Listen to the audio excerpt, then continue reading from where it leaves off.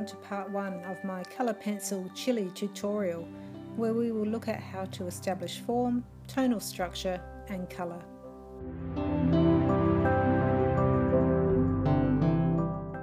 Firstly, I create a rough drawing of the form, looking for the changes in angle and thickness of the chili. I draw in the cast shadow at the same time, looking for the visual relationship between the object and the shadow, asking myself, how far out does the shadow extend? Does it distort?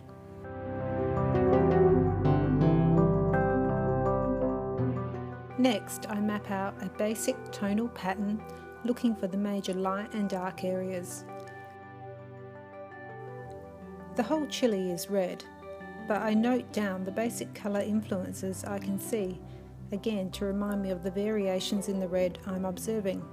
Parts of the chili are more ripe than others, and that is resulting in colour variation, as well as light influencing how deeply toned the red appears.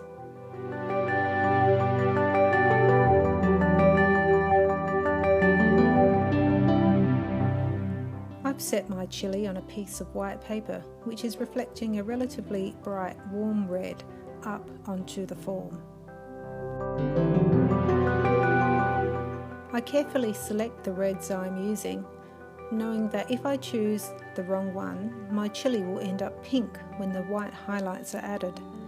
Warm reds will work, whereas cooler reds with a blue bias will give that pink colour that I don't want. Next time you have your colour pencils out, add a bit of white on top of a colour to discover its colour bias.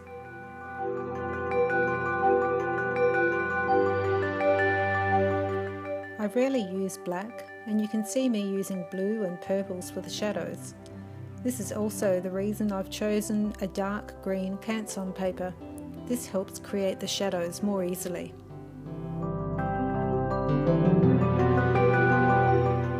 The background is white paper, but I don't want to make it a bright white, as it will distract from the focal point of the chili itself. I'm using a light grey and smoothing the pencil texture with a paper stump or torchon.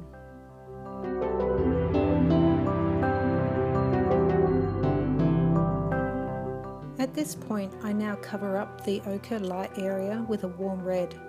The colour underneath will intensify the colour on top if I choose a harmonising colour, as I have here.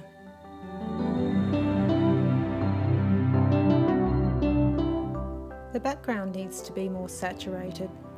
I'm blocking this in with a pastel to do this quickly, and will then smooth it with a putty rubber so the texture of the chili and the background are not too dissimilar.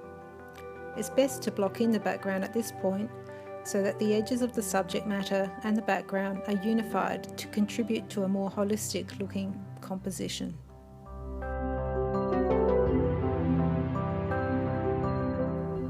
I hope you've enjoyed this video and that it's helped you with your colour pencil techniques.